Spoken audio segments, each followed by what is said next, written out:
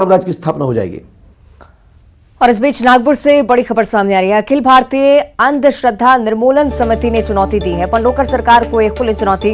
अंधविश्वास को बंद किया जाए, समिति की तरफ से कहा गया है। अगर शक्ति है तो साबित करें। अंधश्रद्धा निर्मूलन समिति की तरफ से ये बड़ी चुनौती पंडोकर सरकार के लिए। शक्ति अगर साबित होती है तो 30 लाख रुपए का इनाम भी उन्हें दिया जाएगा।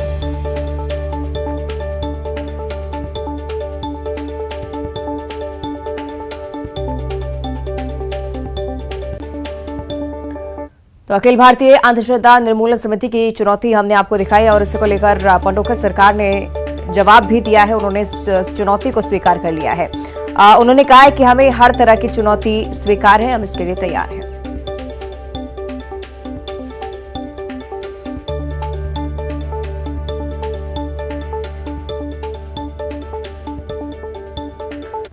चलिए, ज्यादा चर्चा के लिए सहेगी रंजना दुबे हमारे साथ लाइव जुड़ रहे हैं, उनका हम रुख करेंगे। रंजना, दो चीजें, एक तरफ हिंदू राष्ट्र की बात कही गई, दूसरी तरफ राम राज्य की बात पंडोकर सरकार करते हुए नजर आए। दूसरा मसला ये कि अंधश्रद्धा को लेकर जो चुनौती सामने आई है, दोनों ही जो चीजें हैं समाज पर सीधा असर डालती हैं, क्या कुछ मायने इसके?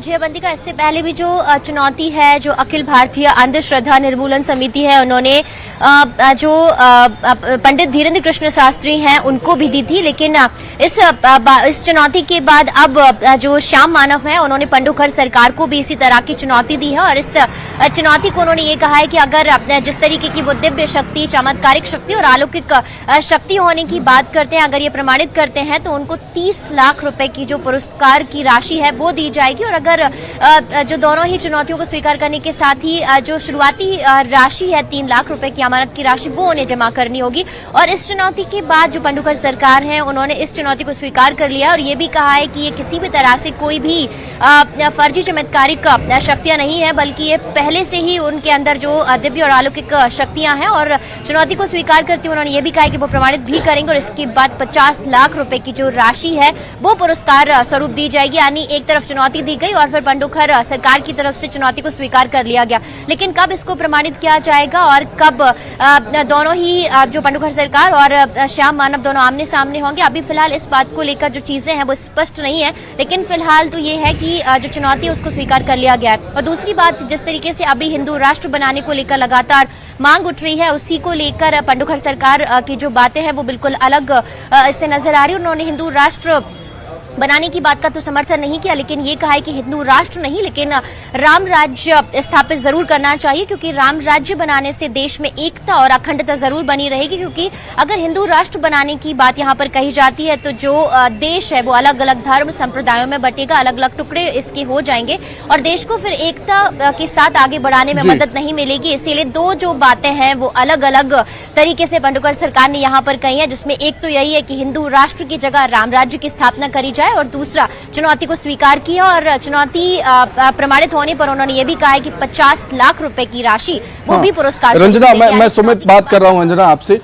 जैसा कि आपने बागेश्वर धाम का जिक्र किया, इस समिति ने बागेश्वर धाम को चुनौती दी थी, अब पंडोकर सरकार भी इसमें आ गए हैं, तो कहना गलत नहीं होगा कि समिति के खिलाफ संत अब एकजुट हुए हैं, कहना गलत नहीं होगा। और अगर हम हिंदू राष्ट्र की बात करें, हिंदू राष्ट्र को लेकर भी बागेश्वर धाम अपनी बात रख चुके हैं, जिक्र कर चुके हैं अपने बयानों में इसका।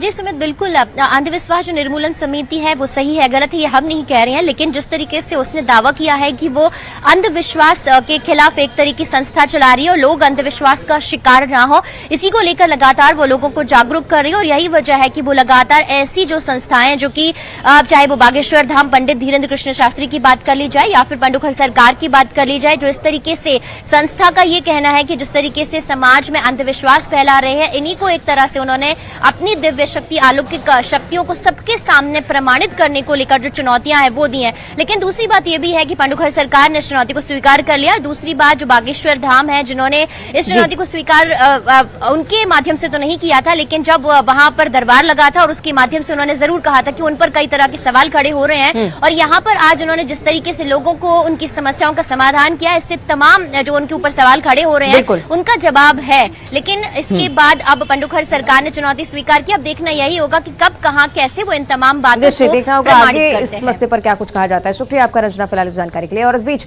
भोपाल से इस वक्त एक बड़ी जानकारी, सरकारी कर्मचारियों को एक बड़ी सौगात दी जा रही है। सरकारी